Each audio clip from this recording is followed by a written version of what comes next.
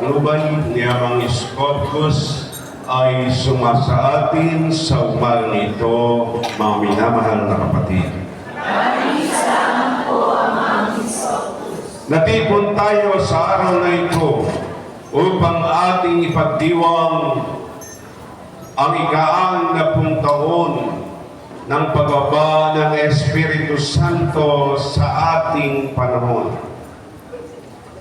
Ito ay nangyari na noong unang siglo, sa araw ng Pentecostes, kung saan nagtitipon ang mga apostoles ng Panginoon, ay tinupad ng Panginoong Hesus ang kanyang kapangakuan. Ako ay lilisan, sapagkat kung hindi ako lilisan, ang mga aliw ay hindi paririto sa inyo. Ngunit kung ako ay lilisan, siya ay susuguin ko sa inyo. Ako ay babalik. Ito baga ang Espiritu Santo na hindi matanggap ng sanlibutan sapagkat hindi nyo nakikita o hindi nakikilala mo. Ngunit makikilala nyo sila sapagkat siya ay sumasay. Noong unang siglo, between 33 AD and 34 AD, wala pa tayo sa mundo ito. Kahit ang ating mga nuno ay wala pa sa mundo ito. Ngunit, matapos ang 2,000 taon, kung paano ibinuhos ng Panginoong Hesus ang kanyang Espiritu Santo sa panahon ng Pentecostes. Pentecostes ang ibig sabihin 50. Ang Pentecostes ay ginaganap after ng Passover o Pasko. Noong Pebrero 1, 1966, sa pangalawang pagkakataon, matapos ang 2,000 taon, ay bumaba muli ang Espiritu ng Panginoong Hesus. At hindi na siya sa Judea, hindi na siya sa Jerusalem bumaba. Dito siya bumaba sa dulong silanganan, sa pulo-pulo, sa malayong silangan. At ang Pilipinas, ang the most Christian country na pulo-pulo dito sa dulong silangan. Kaya dahil sa ating pananampalataya sa Panginoong Hesus, bagamat malaki ang ating naging patukulan, ay dito siya bumaba upang tayo man ay sumamba sa Kanya sa Espiritu at sa katotohanan. Sapagkat maliwanag ang sinasabi sa Aklat ng Gawa, mga minahal na kapatid, mula sa kabanatang 1, ang sabi ng Panginoong Hesus bago siya umakyat sa langit. Nagpakita sa Jesus sa loob ng 40 araw at nagturo tungkol sa paghahari ng Diyos. At samantalang siya ay kasama-sama pa nila, kanyang tinagubilinan ang mga apostoles. Huwag muna kayong aalis sa Jerusalem. Hintayin niyo roon ang ipinangako ng Ama na sinabi ko na sa inyo. Nagbautismo nga sa tubig si Juan, ngunit di na magtatagal at mabautismo kayo sa Espiritu Santo. Kaya ang mga Kristiyano sa panguna ng mga apostoles, matapos mamatay ang Panginoon sa krus at umakyat sa langit sa ika-40 araw. 40 araw bago siya umakyat, lagi siyang nakikipagkita uli sa kanyang mga alagad. Ngunit hindi na siya yung Jesus na dati. Siya ay si Jesus na nabuhay na mula sa mga patay. Kung kaya naman, ginanap sa araw ng Pentecostes ang pangako ng Panginoong Jesus sa mga alagad niya. At bumaba siya. Samantalang sila ay nagkakatipon sa isang malaking silid, sa isang tahanan, ay ganito ang pangyayari. Sa kabanatang 2 sa Aklat ng Gawa, nang sumapit ang araw ng Pentecostes at nagkakatipon silang lahat sa isang bahay o sa isang lugar, at biglang narinig ang isang bugong mula sa langit. Animoy hagunot na malakas na hangin at napuno nito ang bahay na kinaroroonan nila. May nakita silang wari mga dilang apoy na lumapag sa bawat isa sa kanila, at silang lahat ay napuspos ng Espiritu Santo at nagsalita ng iba't ibang wika ayon sa pinagkaloob sa kanila ng Espiritu. Ang pangyayari ito ay naganap noong 1st century. Ang sabi sa aklat ng mga ngaral, mga minamahal na kapatid, ay babasahin ko muli. Sa aklat ng mga ngaral, kabanatang 3, ay ganito ang sabi. Ang lahat ng pangyayari sa daigdig ay nagaganap sa panahong itinakda ng Diyos. Everything that happens in this world happens at the time God chooses. Kaya naman, ano ang sabi sa verse 11 ng kabanatang 3 ng Aklat ng mga Ngaral? Niyaangkop niya ang lahat ng bagay sa kapanahunan. Ang tao ay binigyan niya ng nasa malamin ang bugas, ngunit hindi binigyan ng pagkaunawa sa ginawa ng Diyos mula sa pasimula hanggang wakas. Yung mula sa pasimula ng buhay ng tao hanggang wakas ng buhay ng tao ang tinutukoy doon. Dahil ang bawat saling lahi ay may wakas ng panahon, may simula at wakas ng panahon. Kaya sinasabi ko ito, at alam pa ang sabi, lahat ng pangyayari ngayon ay nangyari na noong una, gayon din ang magaganap pa, paulit-ulit lamang ang mga pangyayari. Ang sabi sa chapter 1 ng Aklat ng mga Ngaral, verse 9, ay ganito, paulit-ulit lamang ang naganap noon ay nangyayari ngayon. Paulit-ulit lamang ang mga pangyayari.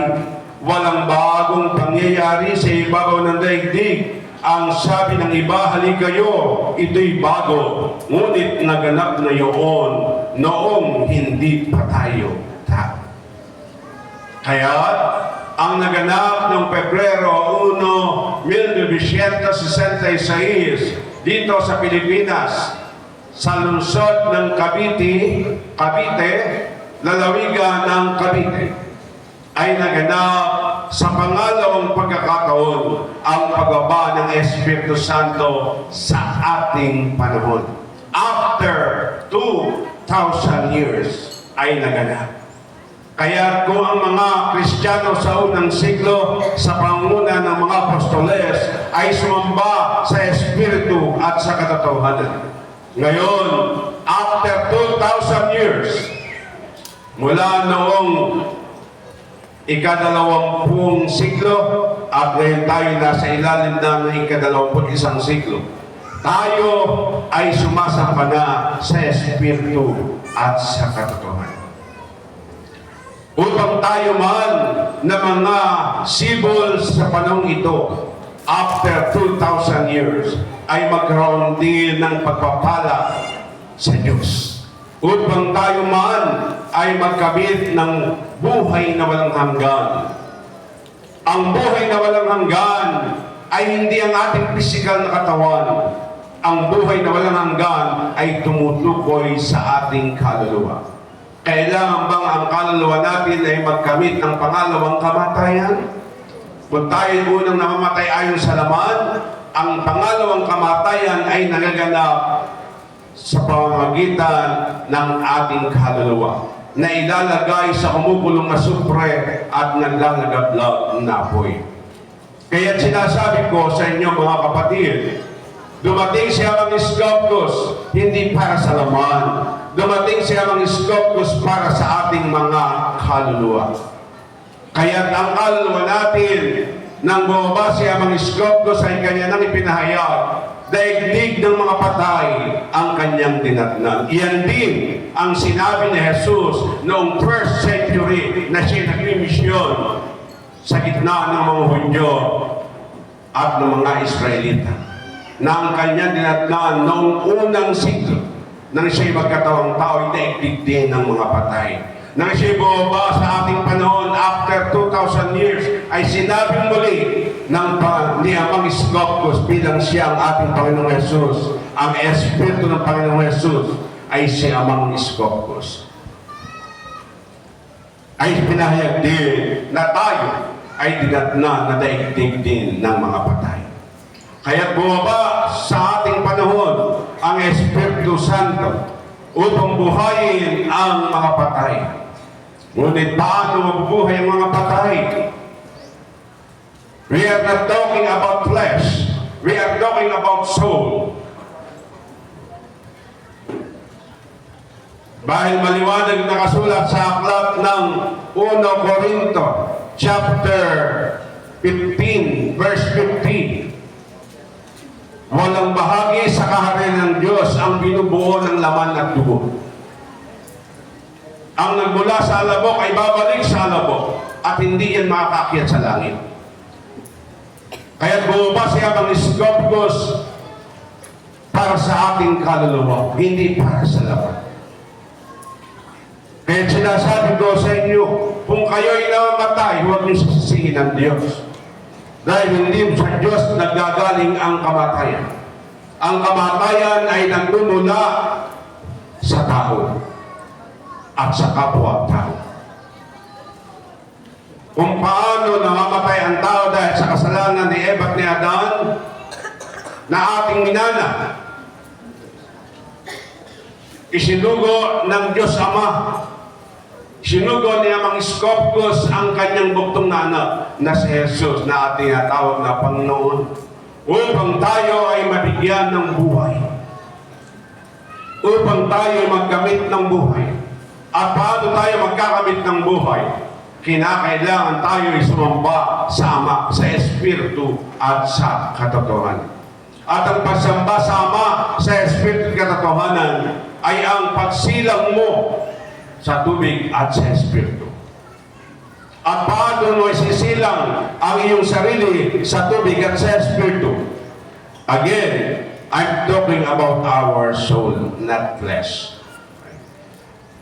Ang ating pinag-uusapan yung kaluluwa, about our soul.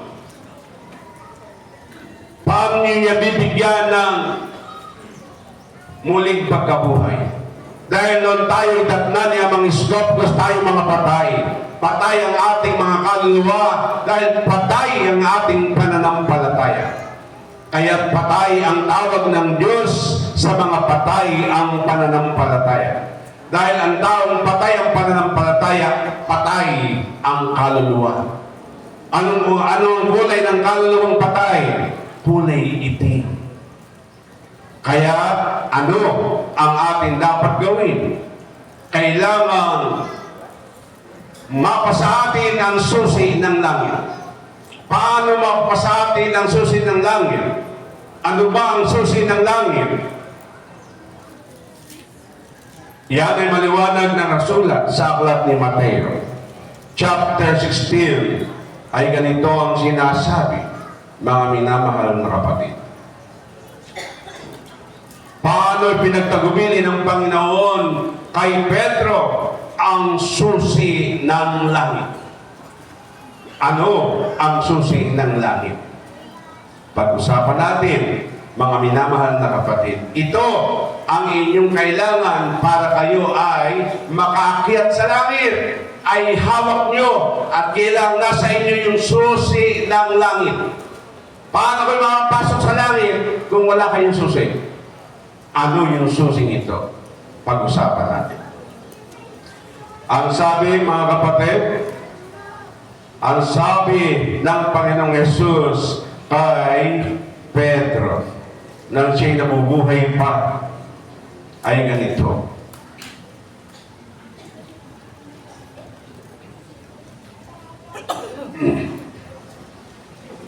Mula sa verse, ang pahayag ni Pedro tungkol kay Jesus mula sa verse 18, chapter 16. At sinasabi ko naman sa iyo, ikaw ay Pedro.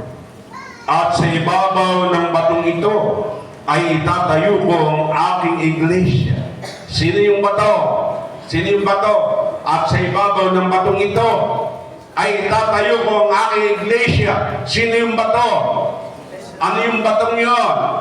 Yon ay si Jesus. Dahil si Jesus ang batong panulukan.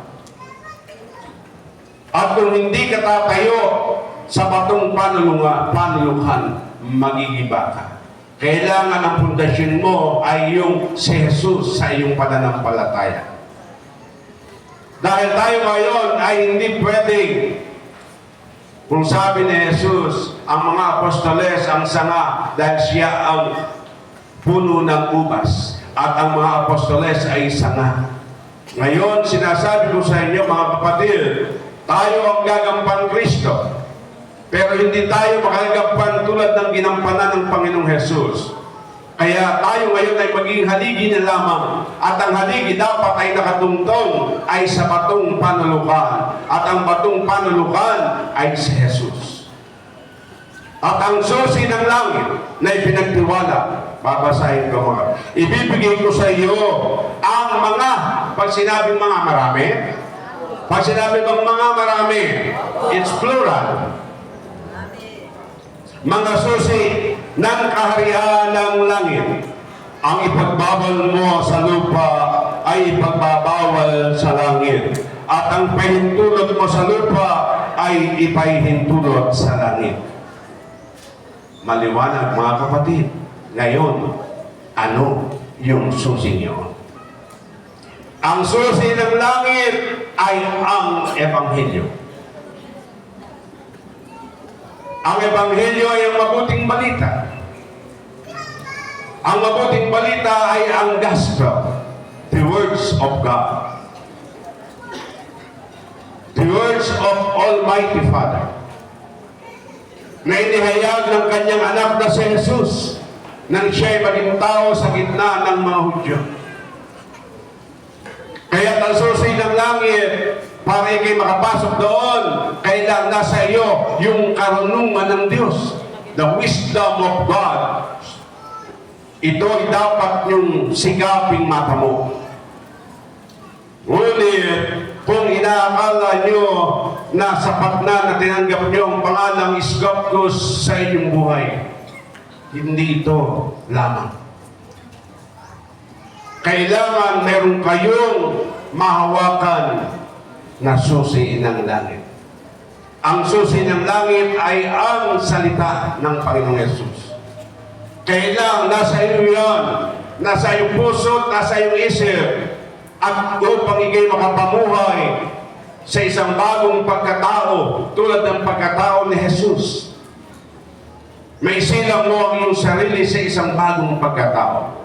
Sapagkat ang sabi sa aklat ng Juan, chapter 24, verse 23 and 24, ngunit dumarating ang araw at ngayon na nga, na hinahanap ng Ama sa kanyang mga nanamba na siya'y sambahin sa Espiritu at sa katotohanan. sapagkat ito ang hinahanap ng Ama sa kanyang mananamba. Ang Diyos ay Espiritu, kaya dapat siyang sambahin sa Espiritu at sa katotohanan. Yang nakasulat na iyan na binasa ko sa inyo ay nangyari noong first century. Habang nagpapalaganap ang mga apostoles, habang nagpapalaganap ng mabuting balita ang mga apostoles, at bumaba ang Espiritu sa araw ng Pentecostes upang sila man ay sumamba na sa tubig sa Diyos sa Espiritu at katotohanan, upang sila isilang sa tubig at sa Espiritu. Kahit kung sila ay nagtagumpay sapagkat tinanggap nila yung susi ng langit na ipinagtagubilin kay Pedro. Ang susi ng langit ay ang karunungan ng Diyos. Kailangan mapasa iyo ang karunungan ng Diyos, pagkat iyon ang susi ng langit upang ikay makapasok sa kaharian ng Diyos. Pag namatay ka ayon sa laman, ay makapasok sa langit ang iyong kaluluwa. Amen. Ano pa ang sinasabi rito, mga kapatid? Ano? Para mapasa iyo ang susi ng langit, ano ang dapat mong ihanda? Ganito ang sabi sa aklat ni Pedro. From the book of Peter,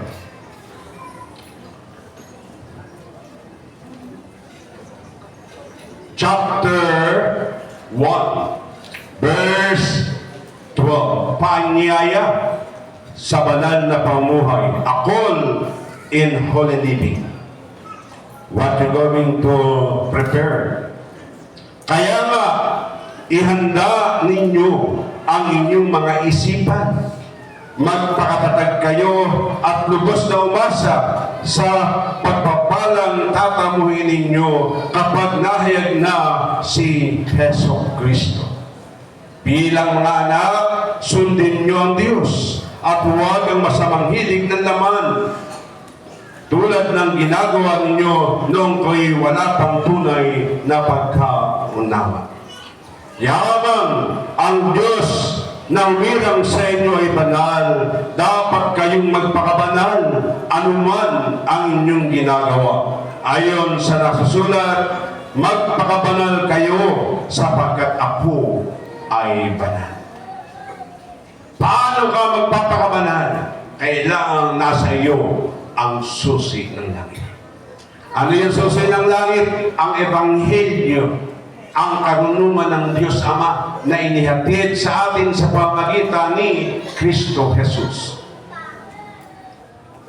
At dahil diyan, si Jesus pa ay nakakyat sa langit nang siya ay mamatay ayon sa laman. Yes, umakyat siya sa langit on the 40th day. Bakit siya nakakyat? Nasa kanya ang susi ng langit. Ano yung susi ng langit? Yung karunungan ng Diyos Ama ay na kay Jesus. At habang nasa kanya ang susing yun, ito'y pinag-ingatan niya at isinapamuhay niya ang karunungan ng Diyos Ama.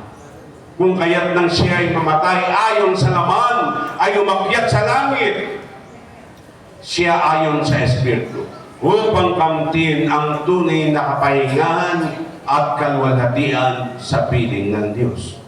Kaya naman, ano ba ang sabi mga kapatid? Sa aklat pa rin ni Pedro, chapter 1, verse 23, para tayo ay maisilang ang sarili sa tubig at sa Espiritu, ay ganito ang sabi, sapagkat muli kayong isinilang, hindi sa pamamagitan ng tao, nanay, kundi sa bisa ng buhay at walang kamatayang salita ng Diyos. The wisdom of God ay salita ba yun ng Diyos Ama? Yung bang karunungan ng Diyos Ama ay salita na pinahatid sa atin at pinahatid ni Kristo Jesus? Nang ito'y ihatid, ipinakita niya pa rin sa gawa yung karunungan ngayon. Yes.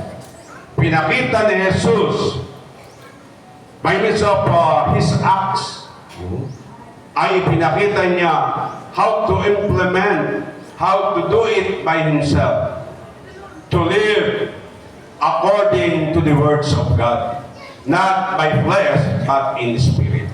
That's why when he died, according to flesh, on the 40th day, he rise in heaven. He goes up in heaven and goes to the Heavenly Father. Based sa kanyang kaluluwa. Ayon sa kanyang pag-akyat ng kanyang kaluluwa sa langit. Ngayon, taas ang kamay na may kaluluwa. Taas ang kamay na may kaluluwa. Those who have soul. Naniniwala kayo, meron kayong kaluluwa. Dahil wala kayong kaluluwa, patay kayo. O maaaring komatos kayo. Kung meron man kayong kaluluwa na napinsala ang pisikal, magkokomatos kayo. Naniniwala ba kayo sa komatos? Buhay pa, pero hindi na makagalaw. Dahil may pinsala na ang pisikal na katawan. Pero andoon pa rin yung kanyang soul. Kaya naman, ingatan ang ating pisikal na katawan. Kung gusto niyo ng mahabang buhay, ingatan ang sarili. At ang kasama sa karunungan ng Diyos, mga minamahal na kapatid, ang sabi, ang sino mang sumira sa templo ng Diyos ay nagkakasal. Ano ang templo ng Diyos? Ang ating pisikal na katawan ay templo ng Espiritu Santo. Maliwanag yan na nakasulat sa 1 Corinthians chapter 6. Ang ating katawan ay templo ng Espiritu Santo. Paano hahaba ang iyong buhay? Ingatan ang iyong sarili. Ako, pinagpala ni Ama, namatay, ngunit binuhay. Kasi hindi pa naman sobrang na-destroy ng ang aking pisikal. Kaya ibinigay pa rin sa akin ni Amang Iskopkos ang buhay. Kaya ngayon, eto ako, saksi ang aking mga in-laws. Twice ako na sumama sa misyon, nagatid ng misyon sa Norte. Nasaksihan ng aking mga in-laws, paano hirap na hirap akong huminga. Uubo ako, hirap na hirap ako, habol ko ang hininga ko. Di ko alam, meron na pala akong, ang tawag na sakit sa baga. Pulmonya. Dahil natutuyuan ako ng pawis sa likod.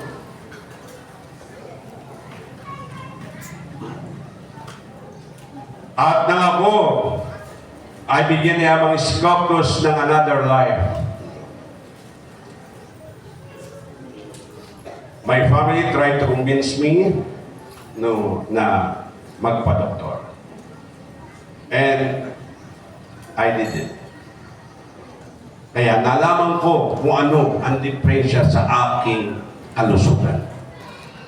Kaya hindi natin pwedeng sisihin ang Diyos pag tayo ay namamatay. Sisihin mo sarili mo, pinabayaan mo ang sarili mo.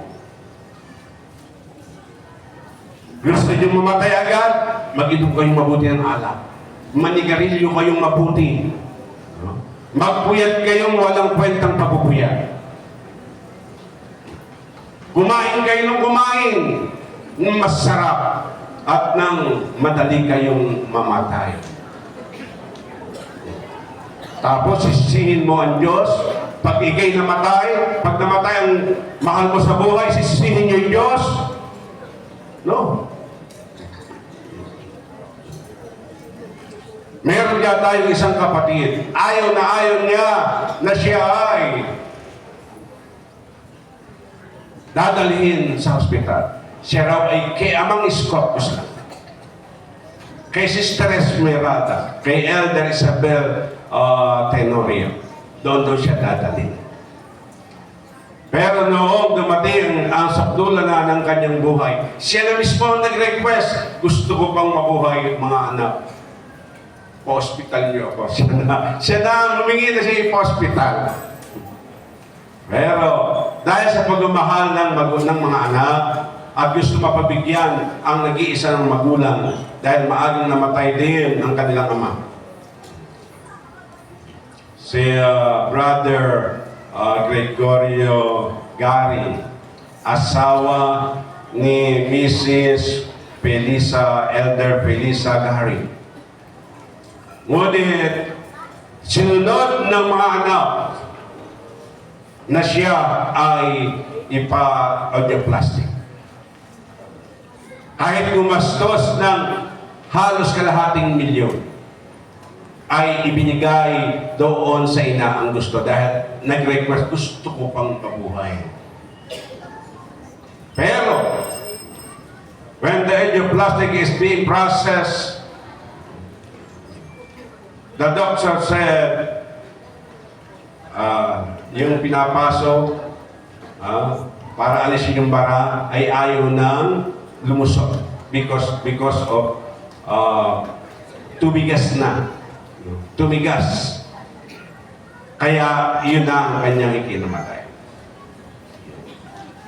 Sinubok niya lang kung siya ay pagbibigyan ng kanyang mga anak at alam niya na siya ay sinunod. At siya ngayon ay nasa piling na ni Amang Isko. At the age of 84,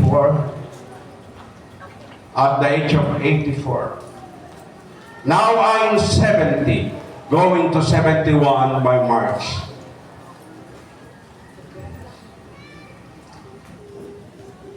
Ang sabi ko nga kay Amang Iskopus, I would like to live up to 120. Reverend Lusterio said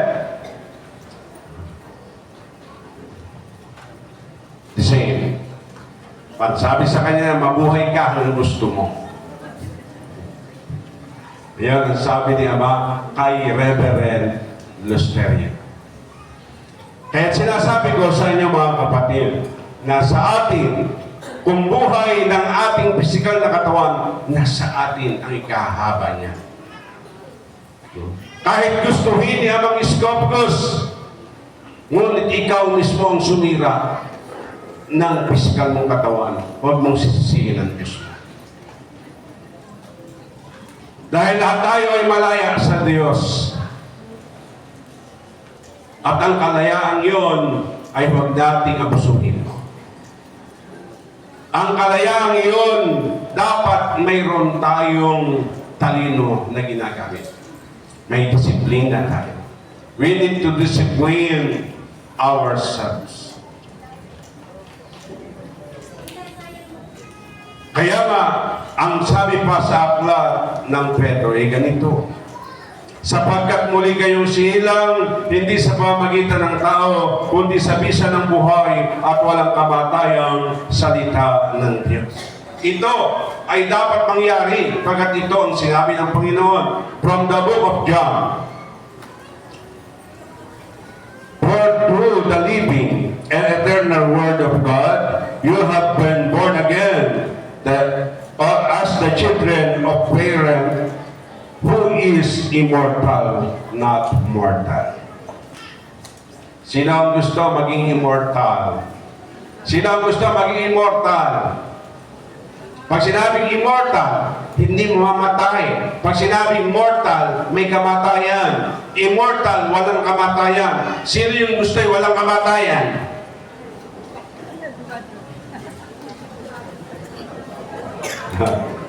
Sabi ni Elder Sherwin ay gusto niya wala siyang kamatayan. Bata pa naman siya.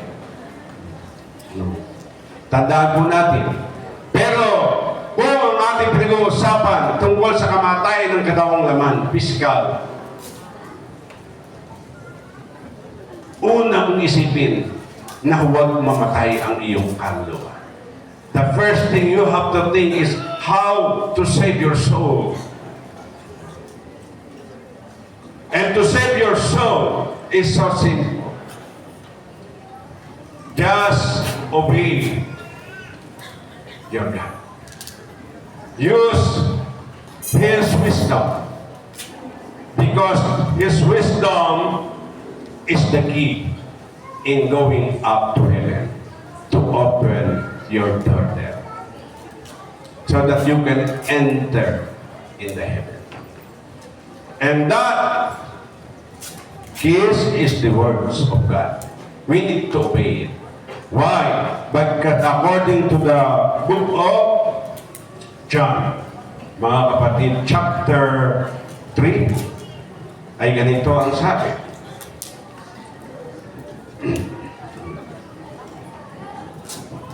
Sinasabi ko sa inyo, ani Jesus, maliban ng tao'y panganak sa tubig at sa Espiritu, hindi siya paghaharian ng Diyos. Ano yung tubig at Espiritu? Ano yun? What is that?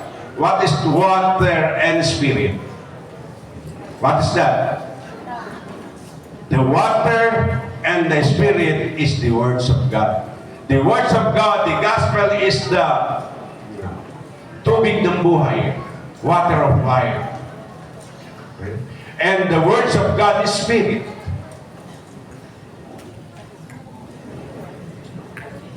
Kailangan ang salita ng Diyos ay manahan sa ating isip at sa puso.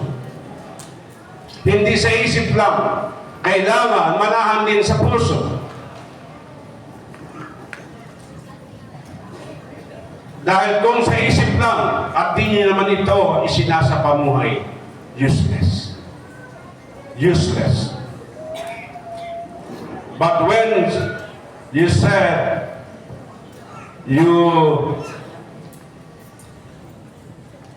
nilagay niyo yan sa puso niyo, means you are obeying God. Once na idilagay niyo sa puso niyo yung karunungan ng Diyos, meaning you are obeying God. God's word. Maliwanag ba yun? Elder Cortez. Maliwanag ba yun? Brother Jonas? John Ray? Gavin? Maliwanag ba yun, Elder Jerry Reyes? Maliwanag ba yun? Training Minister Junsel Riones? Maliwanag ba yun, Elder Andre Rosillo? At iyan ay hindi sasarilinin. You have to give it to others. Share it to others. Dahil kinakailangan dumami ang mga hinirang ng Diyos at hihirangin niya ang mga Scotus. Yan ang dahilan kaya kayo'y nagmiministro. Upang makatulong kayo how to spread the gospel of the Lord. And the gospel of the Lord are the words of God that can give lives. Not only for the flesh, but especially for the soul. Sikapin natin buhay ang inyong mga kaluluwa at nang tanggapin nyo siya mga Scotus. I am telling you this. Huwag lang kayong tatalikod. Kaya mga Scotus, ligtas na ang kaluluwa nyo sa kumukulong asupre at naglalagab na apoy. But Father Scotus came in our time, not only to save our soul from hell, but also to give you a heavenly body. And that's another win. You need to do. Yan ang dapat yung sikaping mapanalunan pa. Yung kayo magtagumpay Sapagkat according to John, I will repeat from the book of John, I am telling you the truth, replied Jesus, that no one can enter the kingdom of God without being born of water and the Spirit. A person is born physically of human parents, but is born spiritually of the Spirit. Do not be surprised because I tell you that you must all be born again. Taas ang kamay, gusto isilang muli siya. According to Spirit. Lahat ba? Gusto isilang muli? Naandito ba kayo para magsikap paano sisirang na muli ang inyong sarili sa tubig at sa Espiritu?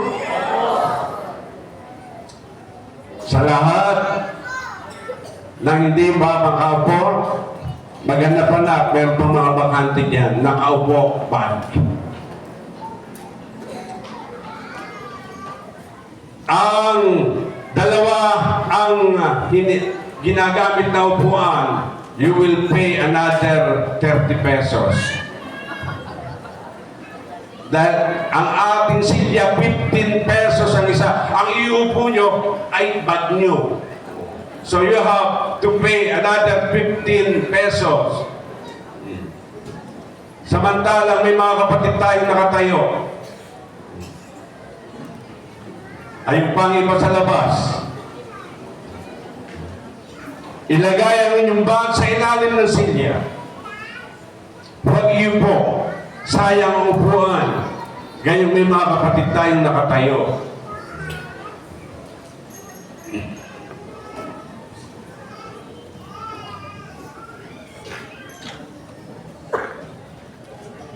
Do you see Elder Rowena Pascua? I'm telling you, even though na hindi nagpapa-register sa mga ang marami sa sasama ay dumarating ang mga kapatid dahil this is a special celebration para ating ipagdiwang ang ika-60 taong ng anibersaryo ng pagkababa ng Espiritu Santo sa ating panahon na nangyari noong araw ng unang siglo sa panahon ng mga Hudyo. Now, sa panahon ng bayang Hentil, lahing Pilipino ang kinalugdan because Philippines is the chosen land. Ito ang lupang hinirang. According to the book of Isaiah, from the book of Isaiah, mga minamahal na kapatid, ay maliwanag ang sinasabi. Chapter 24, verse 15. Dadakilain din siya sa silanganan, pupurihin sa baybay dagat ang kanyang pangalan, ang pangalan ng Diyos ng Israel. May awit na papuri marinig maging sa pinakamalayong dako ng daigdig bilang papuri sa Israel, ang bansang matuwid. Ngunit ang sigaw ko, kawawa ako, tila ako naupos na kandila. Wala na akong pag-asa, palubha ng palubha ang kanilang pagtataksil. Nang tutukoy dito ay ang bayang Israel.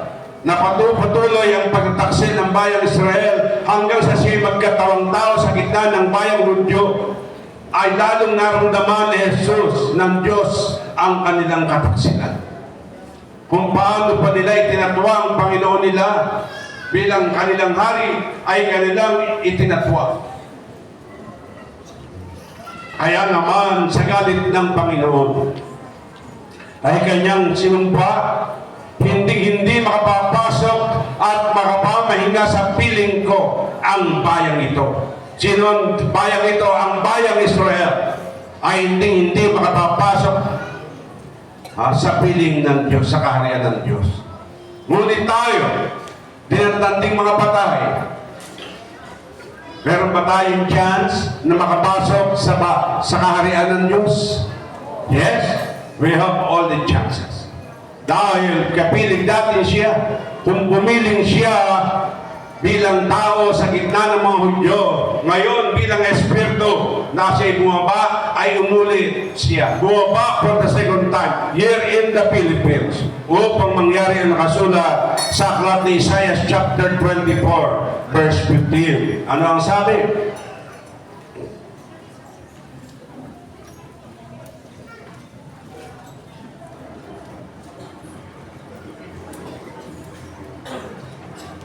And those in the east will praise him. The people who live along the sea will praise the Lord, the God of Israel. From the most distant parts of the world, we will hear songs in praise of Israel, the righteous nation. Now, who is the righteous nation of God? Is it the Israelites, or the Gentiles? The Gentiles. No? The Gentiles is the righteous nation of God nowadays. Not anymore the Israel, the nation of Israel. And among the Gentiles, He chose the Filipino people.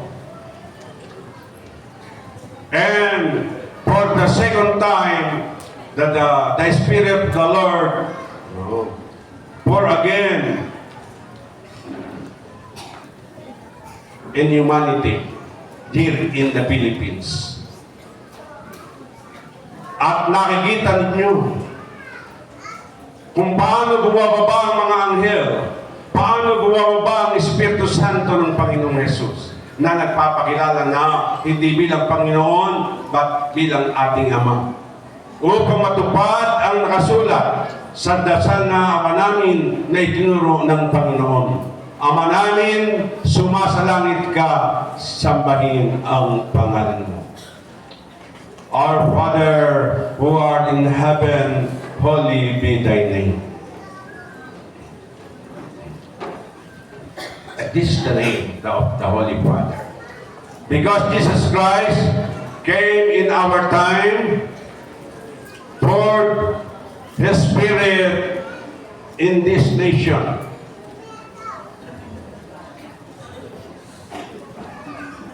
To help us how to be reborn ourselves again in spirit and in truth.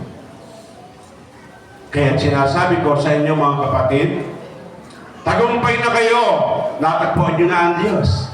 Ang sino mang tumanggap sa pangalan ni Amang Scopus, you found the God. Hindi Diyos ang maghahanap. Ang taong dapat maghanap sa Diyos. At yan ay maliwanag na kasulat. Hanapin niyo ang Diyos.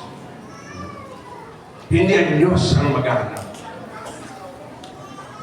At sasabihin ko sa inyo ng buong katapatan,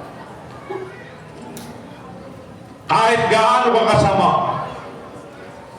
ngunit tinanggap mo si Amang Scopus, mas daig mo ang nasasabing siya'y mabuting tao.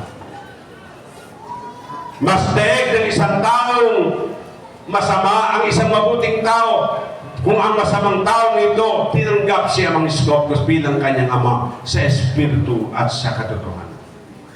Amen? Tinanggap niyo na ba? Ano pa ang gawin? Ano ang dapat gawin? Tinanggap niyo na ano ang dapat gawin? Susunod, susundin. Hindi tinanggap lang. That's another win you have to do. You have to try your best na makuha niyo. Dahil ang sabi sa aklat, mga kapatid, from the book of Revelation, again, those who question us, sa mga kinu-question tayo, bakit daw natin dinadasal ang sumasampalataya, wala naman sa Biblia yung sumasampalataya. Ang nakasulat lang daw sa Biblia na tinuro ng Panginoon ay yung Ama namin. Na sinabi ng Panginoon, kung kayo'y mananalangin, ganito kayo mananalangin. Ama namin, sumasalangit ka, sambahin ang pangalan mo. Tama? Ngunit, in daw dasal na sumasampalataya, wala sa Biblia. Ang sabi sa aklat ng Juan, chapter 16, verse 13, pagdating ng Espiritu ng katotohanan, tutulungan niya kayong maunawaan ng buong katotohanan. Magwiwika siya ayon sa kanyang narinig at ipapahayag ang mga bagay na darating. Si Amang Iskopos ang nagturo sa akin, anak, Pilipos. I was Pilipos before Abraham.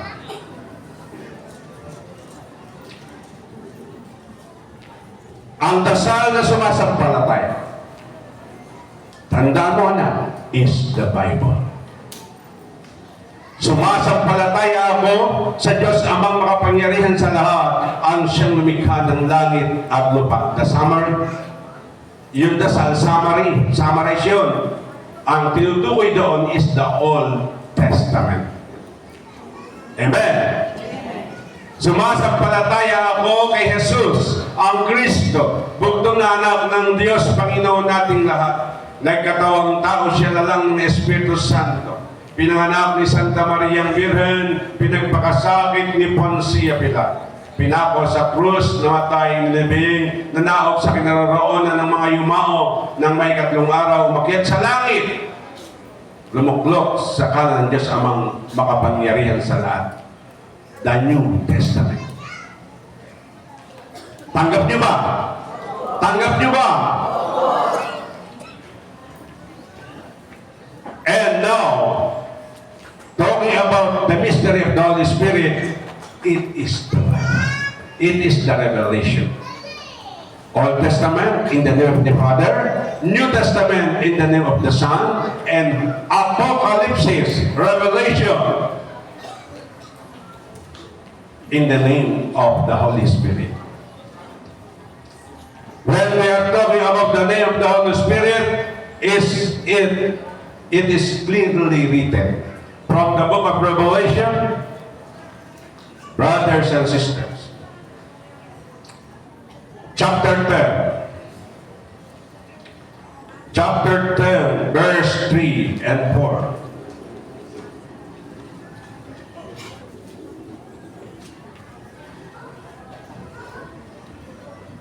Sumigaw siya, at ang kanyang tinig ay parang atungal ng layon.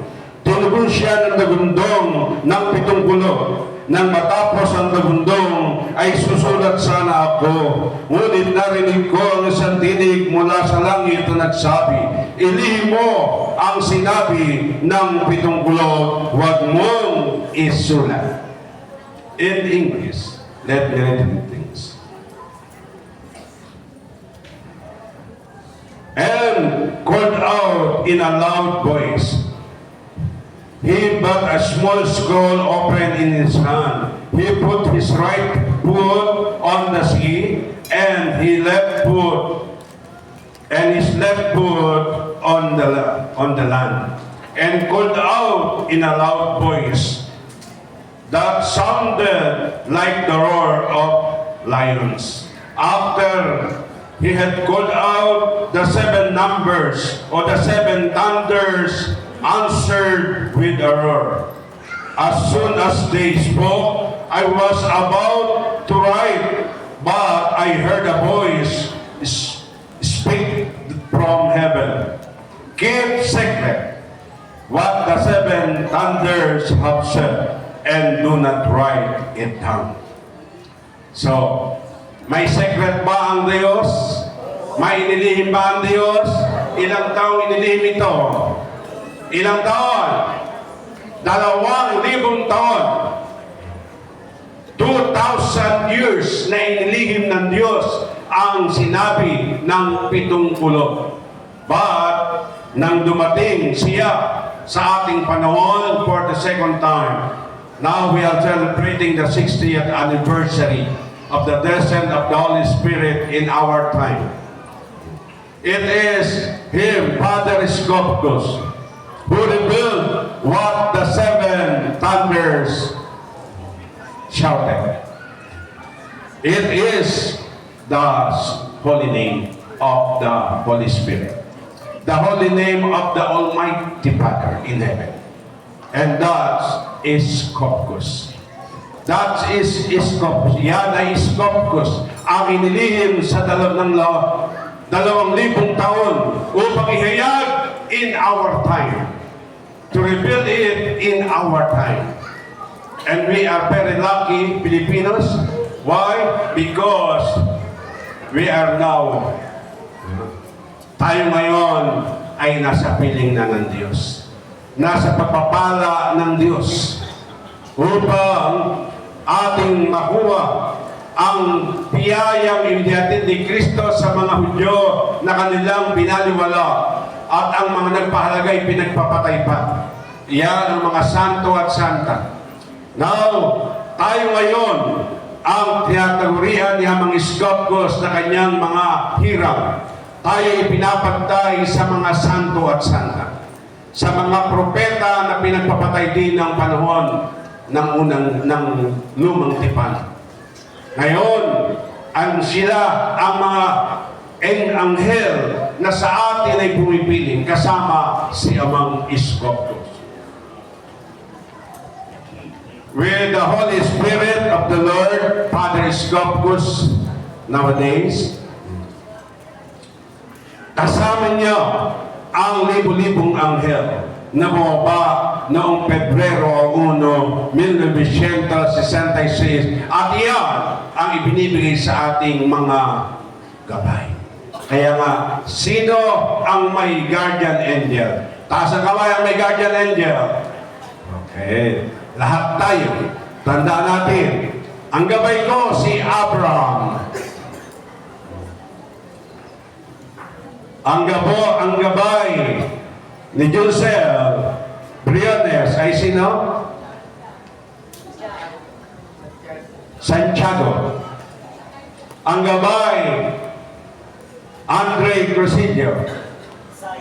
Isaias. Dati Pagpilo. Hindi ko tanggap na. Binagyan siya ng panibagong pangalan ni Amang Scopus, Isaias. Isang dakilang propeta. Ano pa, mga minamahal na kapatid? Ano ang pangalan binigay sa iyo, Elder Jeric Reyes? Samuel, isang magiting na propeta at sacerdote ng panahon ni Haring David at Haring Saul. At yun pa, yung gusto na maging ministro, wag na kayong batay-batay pa, magpatumpik-tumpik pa. Hindi kayo dadalhin sa langit ng mga kurso nyo. Ang mga kurso nyo na pinipilit yung tapusin, yan ay hanggang dito lang sa lupa. Pero ang 5 ito na pinili ay magministro. Ngayon ay oordinahan.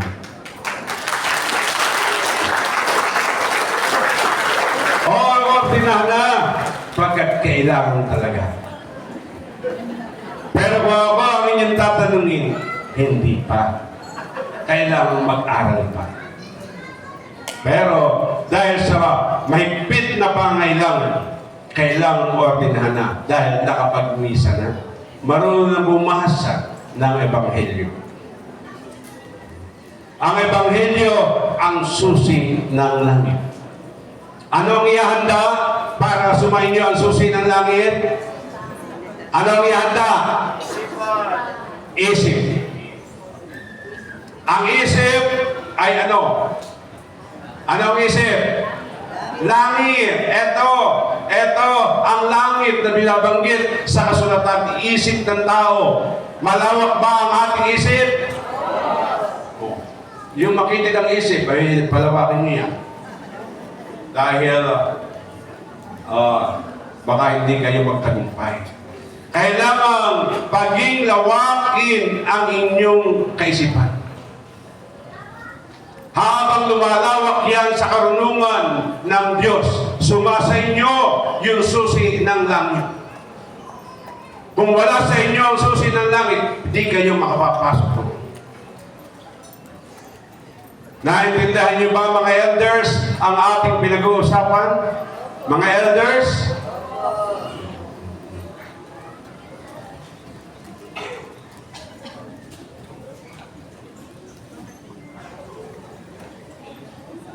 Sa takot ko, sa pangamba ko, na ako'y mahuli, dito na ako natulog kagabi.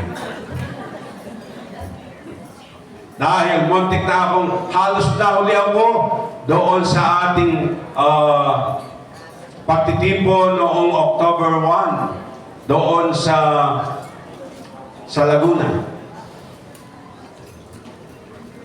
5 minutes to start the mass, noon lang ako dumating. At habang kami nagbibiyahe, ay galit na galit ang utak ko. At ayoko na maulit yun. Kaya nagpasya ako na ako'y dito na matutulog sa venue. At gusto kong makita ang mga gagawin ng Kabataang Hasid sa kanilang pag-ayos. Ano ang inyong masasabi? Ano ang inyong masasabi? Hindi nyo ba kayang ibigay ang palakpak sa kabataan?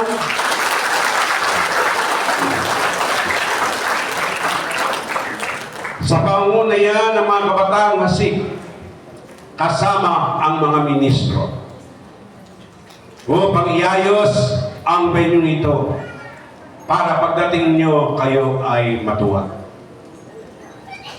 Na kahit kayo ay nagsisikap, kabila ng hirap ng buhay ay nagbabahagi para tayo ay magtagumpay sa ating mabuting adigain, paano ipagdiriwang ang ika-6 na pong anibersaryo ng pagkababa ng Espiritu Santo. Ay masiyahan kayo, mga minamahal na kapatid. Nasisiyahan ba kayo? Ang tanong, may baon ba kayo?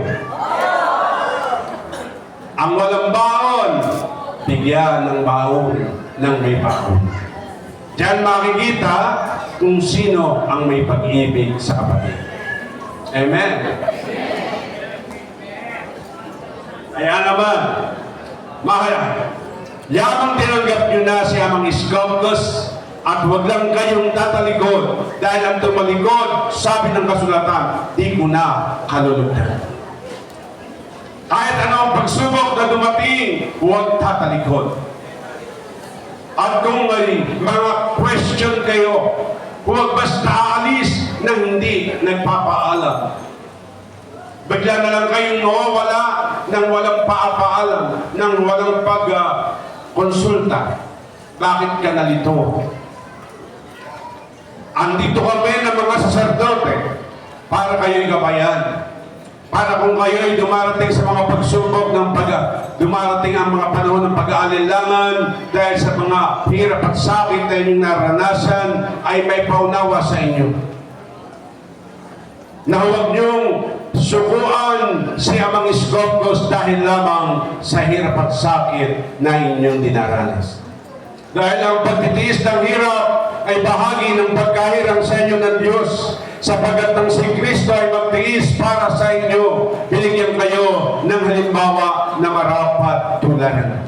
Kaya nga ang pagtitiis ng hirap ay isa sa mga pinakitang gawa ng Panginoong Hesus. Sobra ang kanyang naging pagtitiis pero hindi siya sumuko.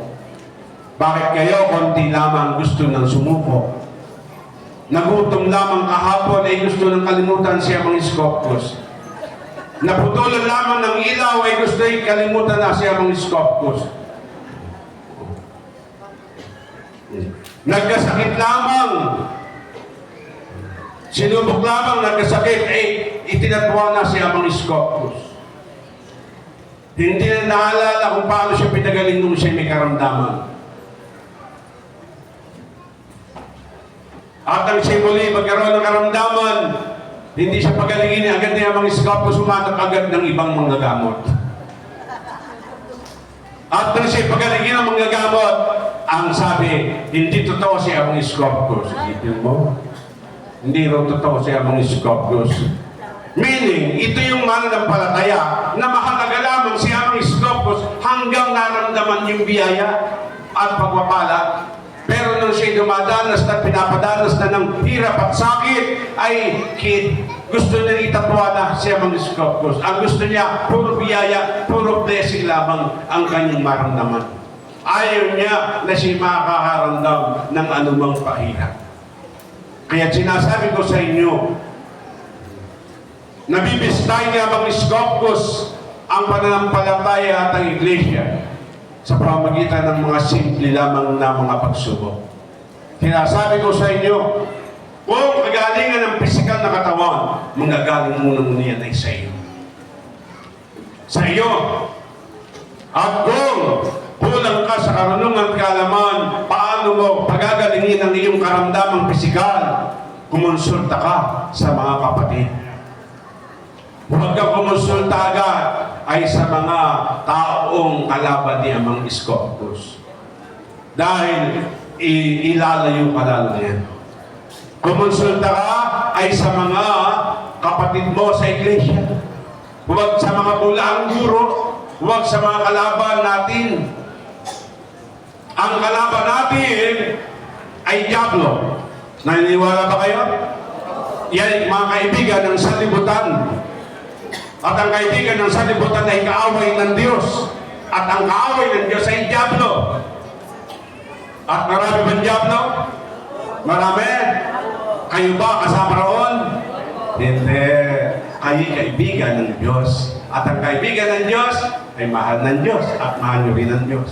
Kaya, ang lahat ng kumakalaban sa atin, tandaan niyo mga kapatid, huwag gantihan ng masama ang masama.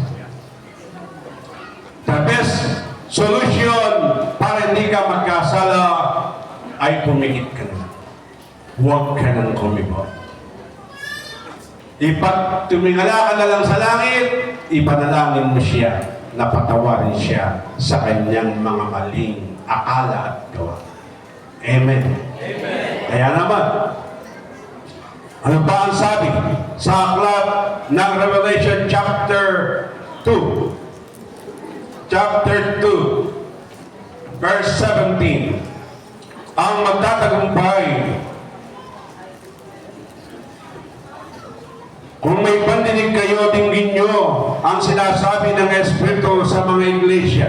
Sa magtatagumpay ay ibibigay ko ang nakatagong pagkain mula sa langit. Bibigyan ko rin ang bawat isa sa kanila ng puting bato na kinasusulatan ng isang bagong pangalan na walang sino mong nakakaalam maliban sa tatanggap niyon. Ano yung nakatagong pagkain? Sa ibang version niya, nakatagong pamana. Ano yung nakatagong pamana? Katawang panglangit.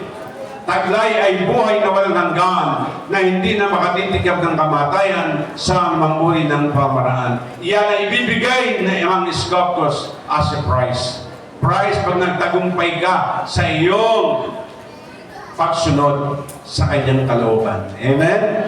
Unang tagumpay, natagpuan mo na siya, nantanggapin si Amang Scotus sa buhay mo. Ang pangalawa na dapat pagtatagumpay, kailangan masunod mo ang batas panglinis. Dahil ang batas panglinis ay buod o summary ng 27 books of New Testament.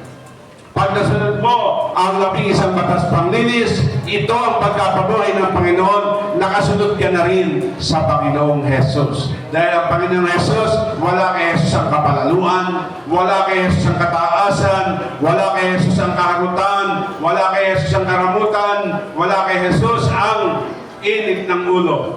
Ano yung init ng ulo? Ano sa ibang terms ang init ng ulo? Ano? Bugso ng damdamin. Yan ang another term ng init ng ulo. Bugso ng damdamin. Pag sinabi ba damdamin, may kaugnayan ng puso mo? Naramdaman ng puso mo? Yes. Pero ano ang sabi sa aklat ng mga aral? Chapter 10, verse 2. Ang matalino ay inaakay ng kanyang isipan. Ano sabi ni Pedro? Ano ihanda? Isip. Ihanda ang isip, hindi puso. Isip ang ihanda, hindi puso. Dahil ang sabi, ang matalino ay inaakay ng kanyang isipan tungo sa kabutihan. Ngunit ang mangmang ay inihila ng kanyang damdamin tungo sa kasamaan. Amen? Oo. Kaya, tandaan niyo mga kapatid, alin ang dapat panaigin? Damdamin, isip. Isip. Pag nagmamahal, alin ang gagamitin? Puso. Di ba?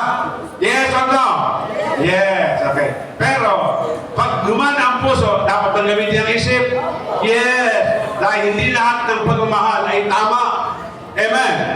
Hindi lahat ng gusto mo ay tama.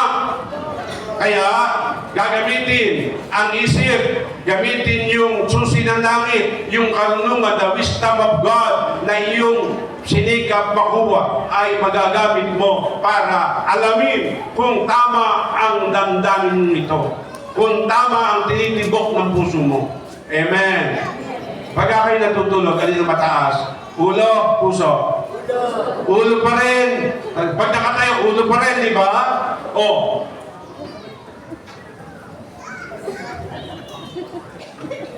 Kaya, dapat laging nananaig ay langit. Amen. Dapat ang langit na iyan ay sagana sa karunungan ng Diyos. Okay? Huwag kakalimutan yan, mga kapatid. At, according to chapter 3, verse 12 ng Revelation, ang magtatagumpay ay gagawin kong isang haligi sa templo ng aking Diyos at hindi na siya maalis doon magpakailanman. Iuukit ko sa kanyang pangalan ng aking Diyos at ang pangalan ng lungsod ng aking Diyos, ang bagong Jerusalem na bababa mula sa langit po at sa aking Diyos. Iuukit ko rin sa kanya ang aking bagong pangalan.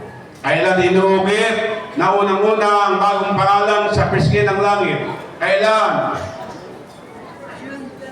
Walang makasagot? June 24.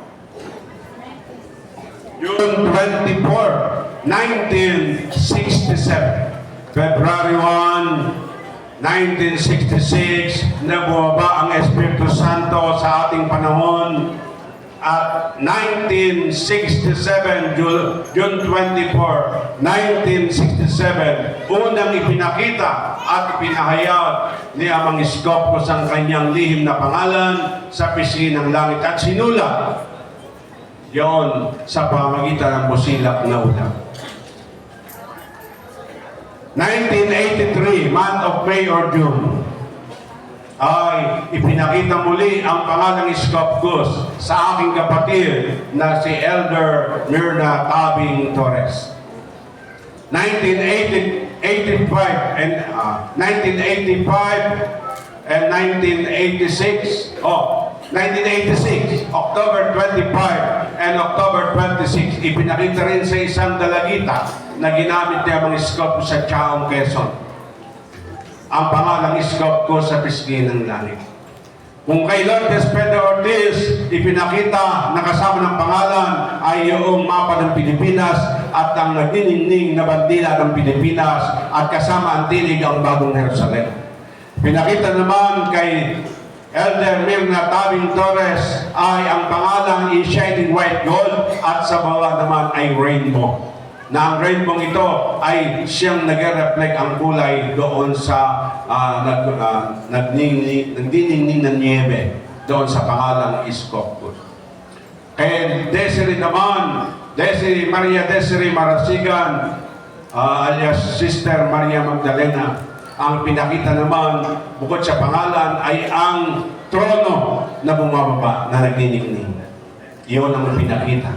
At pinakita rin kay Maria Desiree Marasigan ang anyo at larawan ng Panginoong Jesus. Kaya sinasabi ko sa inyo, ako, wala akong nakikita. Pero 45 years na ako naglilingkod kay Ama. Wala akong nakita. At hindi ko hinangad na may akong makita. Dahil ang sabi ng Panginoon, tandaan ninyo, mas mapalad ang naniwala ng walang nakita kaysa naniwala ng may makita na. Amen? Kaya tandaan niyo mga kapatid, kayo ba may nakita? Ako walang nakita, pero nararamdaman ko siya sa isip at sa puso ko. Nararamdaman ko rin paano ako'y yanigin ang aking langit at lupa nung ako'y kabataan. Now I'm 70. Sabi niya Ama, hindi na ano. Ibibigay ko na yan doon sa mga bagong sinang, mga kabataan. Sapat na sa isip lang kita gagamitin. Kung ano iniisip mo, mukhang akin yan. Sabi niya, ang bawat sasabihin mo, sinabi ko. At ang bawat sasabihin ko, sabihin mo. Yun ang authority na ibinigay sa akin ni Amang Iskopos. Ang pagpasyahan ko, pinagpasyahan niya. Sumasang-ayon siya. At hindi ibinigay sa akin ni Amang Iskopos siya ng gano'n-gano'n lang. Marami siyang pagsubok na ginarap sa aking buhay. Kaya sinasabi ko sa inyo, mga minamahal na kapatid, narito ang matibay na patotoo. Ang magtatagumpay ay gawin ko isang haligi. Ito ang second na dapat ninyong mapagtagumpayan. Pangalawang dapat pagtagumpayan. Paano kayo maging haligi sa templo ng Diyos? Ang kailangan para kayo maging matibay na haligi, ang inyong pundasyon ay si Jesus. Amen? Ang aral at turo ni Jesus ang pundasyon ng haligi ito. At ang aking pundasyon ay ang aral at turo ng Panginoong Jesus Cristo. Kaya matatag tayo. At kung ano ang sabi ni Amang Iskopos, di ko yun nakakalimutan. It was 1983 or 1984. Anak, Pilipos, tandaan mo. Ang itinatag ng tao ay mag-iiba. Ngunit ang itinatag ko kailanman ay di mag-iba. Kaya ngayon, mga kapatid, you are only the selected ones na tumanggap kay Amang Iskopos. At kung tayo ay matitipon, siguro 5 ganito kung talagang lahat ay titipunin. Pero you are only the selected. At marami pa tayong kapatid. Ano ang kailangan natin para matipong lahat? Pera. Pero paano tayo magkakapera? Libre lahat. Libre lahat. Libre ang kasal, libre ang binyag, libre ang basbas, libre paggagamot, lahat ay libre. Paano tayo uunlad? Ano ang turo ng Panginoong Jesus? Magtulungan ang iglesia. Magbigay kayo ayon sa dikta ng inyong puso. Amen? Walang 10%. Walang tithes. Dahil ang tithes ay hindi turo ng Panginoon. Ang tithes ay turo ng mga bulaang guro. Ang tithes ay turo sa panahon ng mga Israelita sa pamagitan ni Moises. Pero nang siya magkatawang tao, ang ituturo ng Diyos Ama kay Jesus, magbigay lamang ang bawat isa ayon sa dikta ng kanyang puso. At iyan ay nakasulat, mga minamahal na kapatid, ang pagtutulungan ng mga mananampalataya. At tayo nagtutulungan. Yes or no? Yes! Taas ang kamay na nakikipagtulungan. Ayan. Kaya kung tayo mayroong venue na ganito. Nagsimula ito ng February 1 nang ganapin ang ating anniversary doon sa Santismo Rosario. Anong taon yun? October ba yan? Santismo? Nakita ko ang anyo natin. At tuwan-tuwa ang mga kalaban natin. At kung mula magtatakbuhan tayo, di dahil mahalak na ang kalaban natin. Di ba? Kaya ako ay nagdeklara. Papayag pa kayo na tayo ay gumawa ng mga venue para tayo matipon sa ganitong mga pagkakataon. February 1, May 1, October 1. Panaywan yan. Ha? First quarter, February 1. Second quarter, May 1. At ang third quarter, October 1. October 1, the real birth of the Messiah. October 1, 8 BC. Sineselebrate natin yan. February 1, the descent of the Holy Spirit in our time. At ang May 1, ang founding anniversary para sa kabataan na number 1 na ipinagtagubilin sa akin ni Amang Iskopos, anak, ingapin ang kabataan. Dahil ang kabataan ang pag-asa ng kinabukasan. Amen?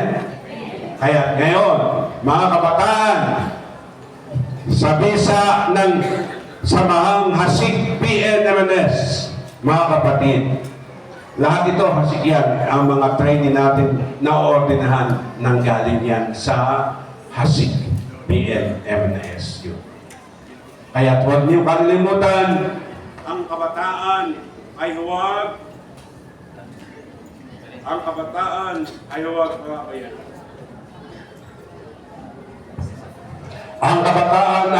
pabayaan. Sikapin natin na ang mga kabataang ito ay siyang gagampan matapos ang ating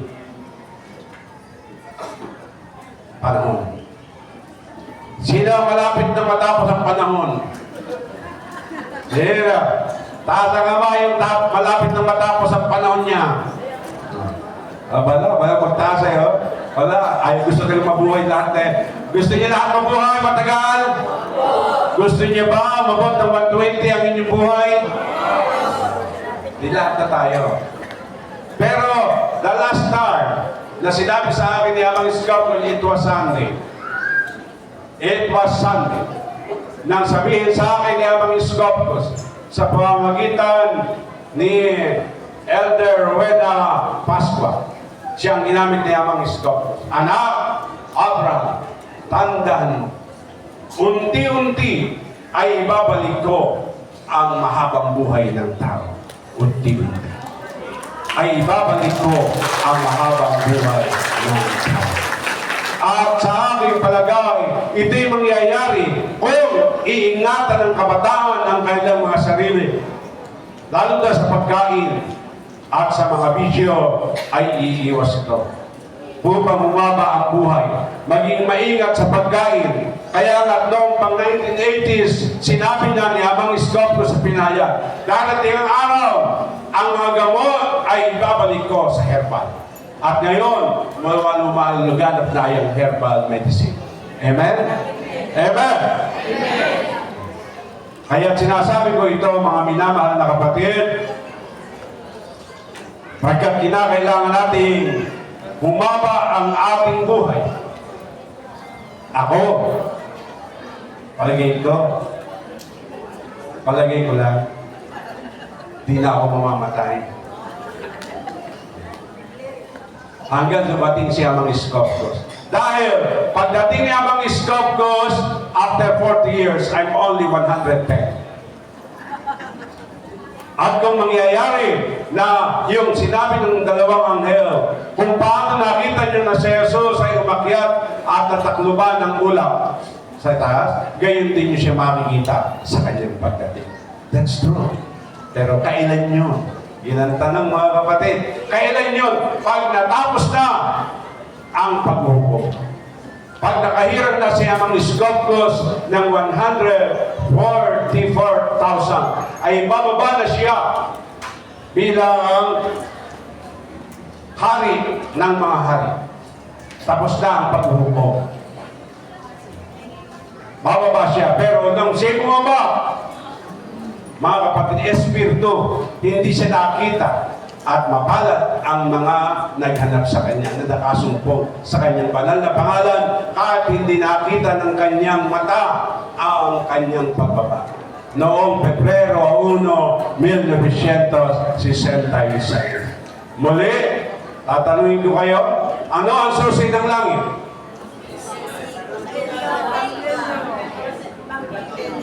Ano ang susi ng langit? Ebanghelyo. Karunungan ni Kristo. Yan ang susi ng langit. Ang karunungan ba ng Kristo ay karunungan ng Diyos Amang nasa langit? Yeah. At ito'y dapat nasa iyong isip at nasa puso.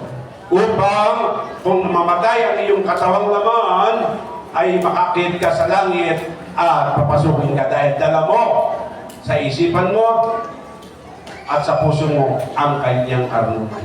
Amen? Kaya nga mga kapatid, at ano ang matibay na patotoo tungkol dito sa batas panglinis na sinasabi ko sa inyo. Chapter 4, Pananambahan sa Langit, verse 5 and 6. Mula sa trono, gumuguhit ang kidlat, kasabay ng malakas na ugong at nakatutulig na kulog. Ano ang tinutukoy dito? Yung bagong pangalan. Yung sinabi ng 7 kulog na isusulat na ni Juan de Beloved ay nariyang sa tinig mula sa langit na nagsabi, ilihim mo ang sinabi ng 7 kulog, huwag mong isulat. Yon ang tinutukoy dito. Mula sa trono, gumuguhit ang kidlat, kasabay ng malakas na ugong at nakatutulig na kulog. Bakit nakatutulig na kulog? Bakit nakatutulig na kulog? Dahil hindi pa nakilalang lubhos ng tao yung pangalang Scopus. Kaya pag nakarinig ng Scopus, ano yun? Saan galing yun? Diba? Pero pag pangalang Jesus, ay, amen. Amen lahat. Dahil alam na nila yung tungkol sa pangalang Jesus. Yung pangalang Scopus, natutulig sila. Paano nagkaroon niya? Walang nakasulat na ganyan. Nagdaan niya mga kapatid, ay nakatutulig. Ano pa ang sabi? Sinasabi ko ito, for the sake of Jeric Reyes Bad. Ang sabi ko, ang unang mission mo, Elder Jeric Reyes, your family. Ang sabi ko, sisikapin ko po. Ang tagal na nung sinabi niya. Yung sisikapin mo nga ito ngayon. Natutuwa ako at sumama sa iyo ang iyong ina.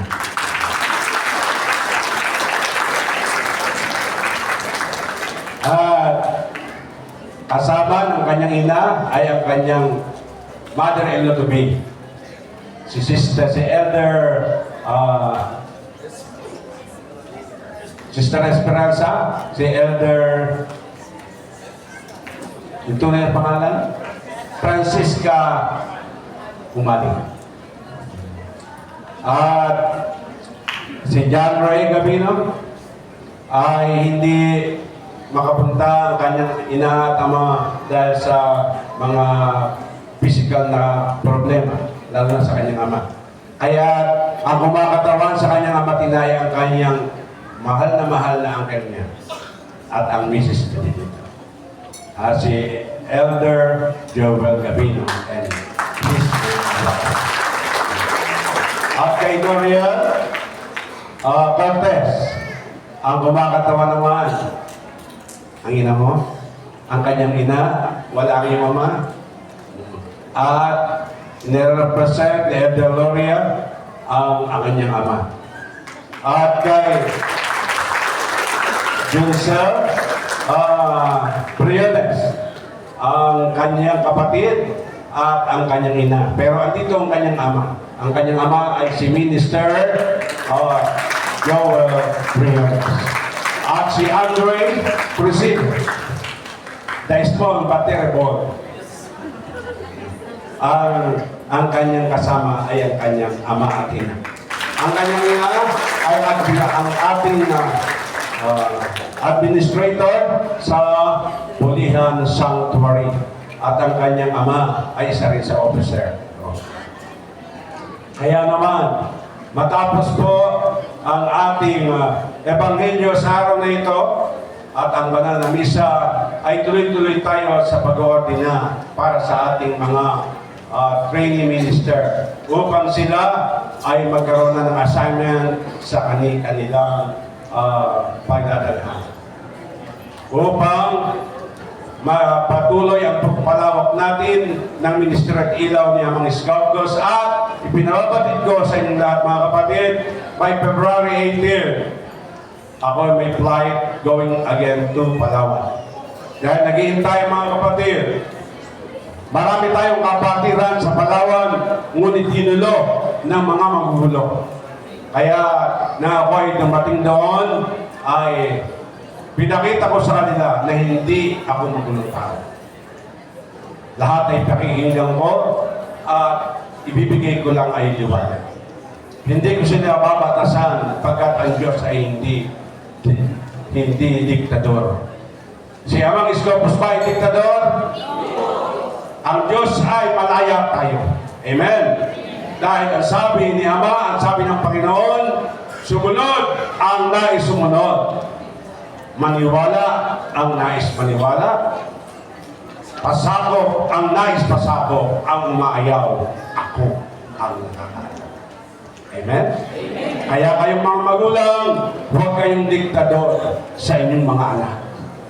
Hindi ganoon ang itinuro ng ating Diyos. Maging malaya kayo, maging malaya ang inyong mga anak, ngunit lagi kayong nakagabay. Ang importante ay yung inyong paggabay. Minsan, sa sobrang higpit, naghihimagsik ang anak. Kaya hindi ang anak ang may depresa, yung magulang. Mali ang paghawak sa anak. Mali ang pagtangan at pamahalak sa mga anak. Kaya sinasabi ko sa inyo, ipakita nyo sa inyong mga anak ang inyong pag-ibig. At ipakita ng mga anak sa kanilang magulang ang kanilang pag-ibig. Kung mayroong inuutos ang magulang na hindi nyo gusto, sabihin ang nasa loob na hindi kayo lalabag sa kabutihang asal. Kaya hindi ang magulang, mag-utos kayo sa mga anak na hindi kayo lalabag sa kabutihang asal. Dahil ang kabutihang asal ang unang-unang dinadagdag sa pananampalataya sa Diyos. Yan ay maliwanag nakasulat sa aklat ng Pedro. Kaya nga, idagdag sa inyong pananampalataya ang kabutihang asal. Sa kabutihang asal ang kaalaman. Sa kaalaman ang pagsusupil sa sarili. Discipline. Sa pagsusupil sa sarili ang katatagan. Sa katatagan ang kabanalan. Kung walang tatag, pabago-bago isip, di alam kung ano gusto, walang kabanalan darating. Kailangan matatag ka. Nagpasya ka, magpakabuti ka na. Huwag yung mabuti ka lang sa isang araw masama ka na naman. So, hindi po yung katatagan, inig ka mong mga. Pabago-bago ang isip. Dahil ang sabi ng kasulatan, ang taong pabago-bago ang isip ay hindi pinagpapala ng Diyos. Ang pinagpapala ng Diyos, yung ang isip at puso yung nakatuon sa Diyos. Sumusunod sa Diyos, hindi sumusubay sa Diyos. Amen. Amen. At sa kabanalan, ang pagmamalasakit sa kapatid. At sa pagmamalasakit sa kapatid, ang pag-ibig. Anong pag-ibig ang ating pinag-uusapan? Ang pag-ibig tulad ng pag-ibig ni Kristo. Dahil sabi ni Jesus, mag-ibigan kayo tulad ng pag-ibig ko sa inyo. Amen? Oh. Kaya tayo ay huwag magkakaroon ng anumang pag-aalin lang sa ating mga sarili, sapagkat sinasabi ko sa inyo mga minamahal na kapatid, ituloy ko ang pananampahan sa langit. May 7 nagdiligas na sulo sa harap ng trono. May tinadaga. Ito ang 7 Espiritu ng Diyos. Ano yun? Ang 7 handog. Ayun po. Ang batas panglinis. Ito. Ito. At sa harap ng trono may tila dagat na salamin, sinlinaw ng kristal. Ayun po, ang salamin ng kaluluwa. Alisin ang kapalaluan, alisin ang kataasan, alisin etc. etc. Ano ang salamin ng ating ginagamit doon sa bahay? Di ba't nadudurog? Salamin lamang yun ang ating pisikal na katawan. Ngunit ang salamin ng ating kaluluwa ay yun. Yan ang nakasulat sa Revelation chapter 4, verse 5 to 6. Ang sabi, from the throne came flashes of lightning, rumblings, and peals of thunder. In front of the throne, 7 lighted torches were burning, which are the 7 spirits of God. The 7 spirits of God are the 7 words of God. The words of God is spirit. Yeah, the 7 spirit of God is the 7 gift of God. Ayun po, nasa altar. Nakasulat. Also in the front of throne, there was the look like a sea of glass, clear as crystal. Yun po ang batas panglinis. The 11 laws of cleanses. Batas panlinis, salamin ng ating pagkatao. Salamin ng ating kaluluwa. Amen? Amen? Gutom na kayo? Taas ang kamay yung nagugutom. Lahat ay gutom na. Mamaya, alauna, kumain kayo. Taas ang may baon. Taas ang kamay ng walang baon. Problema niya. Dahil ang sabi ko sa inyo, KKB, kanya-kanyang baon. Hindi natin pwedeng ubusin ang ating oras sa puro gusto lamang ng dila. Mas masarap yung dapat narinig ng ating isipan. Meron na ba kayong natutunan? O, kala niyo ba tapos natin? Muli, sa aklat ng Pedro. Ano ang sabi?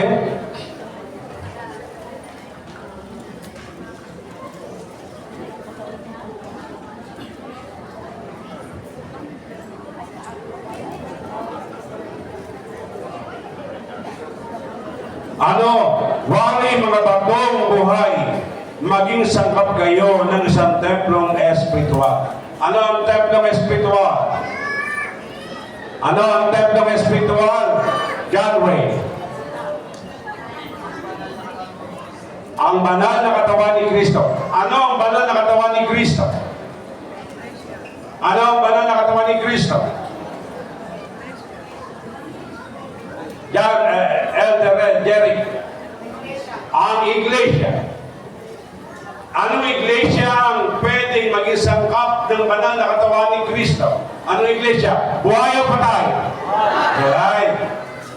Buhay na ba kayo? Okay. Yung nasa second mystery, mga patay yun. Hindi na yung pwedeng maging part of the holy body of Christ. The holy body of Christ is the church that obeys the rules and commandments of the Lord. Those who obeys the rules and commandments of men and not of the Lord are all dead. They are not part of the holy temple of God, the church, the body of Christ. Amen. Naintindihan niyo ba sinasabi ko?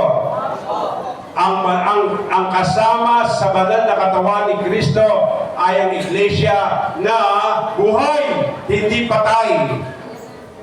Ang buhay ay yung sumusunod sa Espiritu Santo ngayon. Yung mga patay ay sumusunod sa turo pa rin ng mga praile. Sumusunod sa turo ng mga tao lamang. Dahil ang liwanag na nakasulat from the book of 2 John chapter 1 verse 9, ang hindi na natili sa aral at turo ni Kristo, kundi ay nagdaragdag dito, ay hindi pinapanahanan ng Diyos.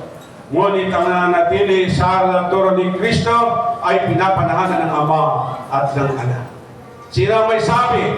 Nakasulat sa John, the book of John chapter 10 verse 30, ako at ang Ama ay isa. Me and the Father is one. Amen? Me and the Father are one. Kaya huwag natin kakalimutan. At ano ang sabi sa aklat ng Colossus? Chapter 1 verse 15. Si Kristo ang anyo at larawan ng Diyos na hindi nakikita. Siya ang ating panganay na kapatid. Tayo ang mga bunso niyang kapatid. Amen. At dahil mga bunsong kapatid, tayo ngayon ang gagapang Kristo.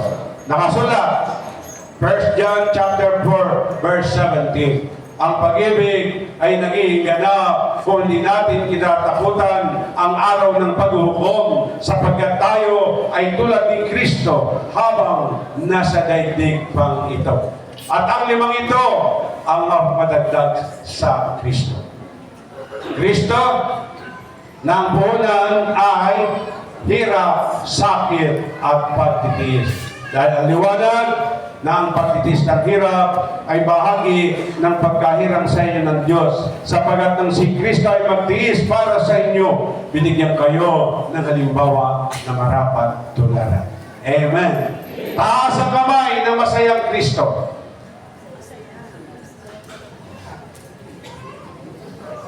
Sino yung hindi masaya na siya Kristo? Taas ang kamay. Lahat ay masaya. Handa na kayo ipako sa krus? Handa na ba kayo ipako sa krus? Elder sa Beltenario, I thought you're not here. Okay. Palapan natin si Elder Tenorio. Agapay ni Elder Tenorio ang kanyang dalawang magandang anak. Si Elder Erlinda Tenorio at si Elder Bituin Tenorio. Amen. At ating lahat, mga minamahal na kapatid, ang ating banal na misa ay napakalaga sa araw na ito. Ngunit tandaan niyo po, kung kayo walang baon, malapit ang Jollibee. Malapit ang mga kainan dyan sa labas. Doon kayo kumain at kayo na rin ang magbayad. Dahil wala naman ako ibabayad. Ang ating tulungan ay binayad ko na dito sa ating venue. At alam yan ng lahat. Ngunit tandaan niyo natin mga kapatid, akin lamang dinidibay-dibay upang hindi mahinto ang ating misyon. Kaya't muli, papaalala sa inyo, my flight going to Palawan for 10 days is February 18.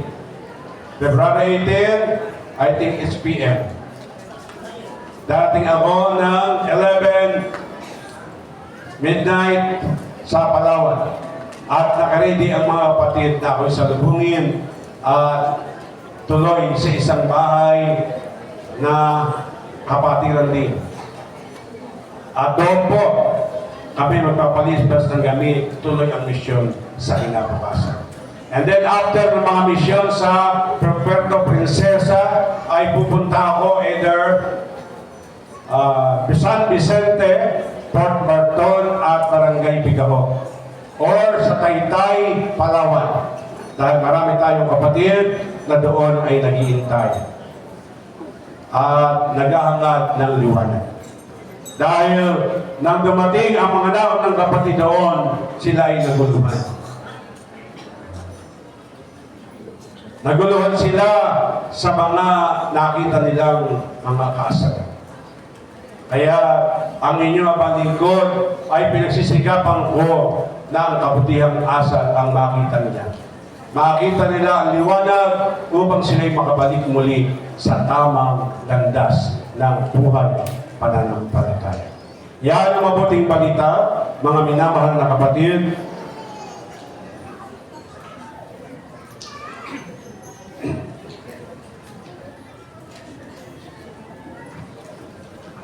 Huwag natin kakalimutan, mga minamahal na kapatid,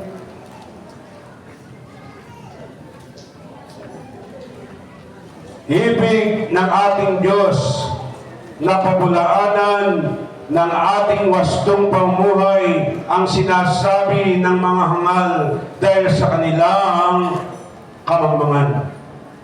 Tayo'y malaya, subalit ang kalayaan ay huwag nating gagawing dahilan sa paggawa ng masama, kundi mamuhay tayo bilang mga alipin ng Diyos. Ang ibig sabihin, mga kapatid, alipin ng Diyos, sumusunod sa kanyang aral at turo.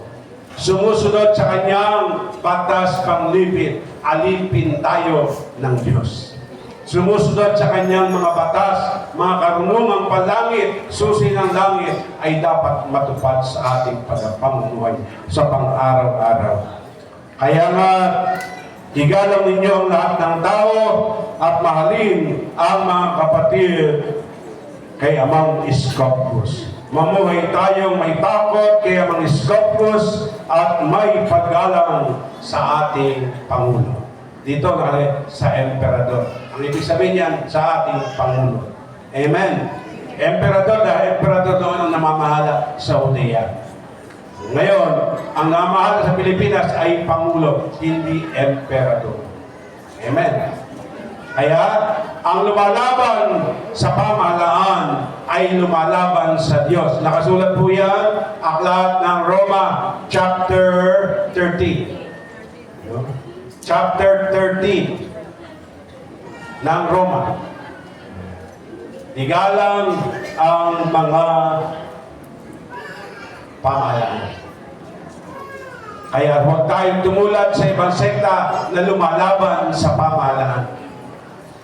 Tayo ay sekta na dapat ay iginagalang ang Pangulo at sumusunod sa sinasabi ng Pangulo upang ang kapayapaan ay manaig sa bayan nito. Amen. Ngunit ang mga bulaang guro, itinuturo pa rin ay ang paglaban sa pamahalaan. Kaya huwag po tayong tumulad sa mga taong yan pagkat hindi na naunawaan ang kanilang tungkulin na dapat sumunod tayo sa pinag-uutos ng pamahalaan. Amen? Sino rito ang mga nakaregistered na sa Universal Pension? Sino ba? Ako hindi pa rin eh. Okay, kaso pag-uwi ko, magsisimula na ako. Magre-register na ako. Sayang din yung 6,200 a month. Sana mangyari na. Huwag nang makurakot ng mga matatakaw. Amen. Yan lamang mga kapatid. At maraming salamat sa lahat. Sa mga kapatid na nagsikap sa araw na ito na hindi alintana ang pagod, hindi alintana ang gastos. Ang importante sa kanila makadalo sa pagdiriwang ng naika-60 taong anibersaryo ng pagkababa ng Espiritu Santo. Lantutay na. Nagutom na. Tandaan natin mga kapatid, lahat po ay ang inanyayahan na tumayo sa pagdaraos at pagpapatuloy ng ating banal na misa.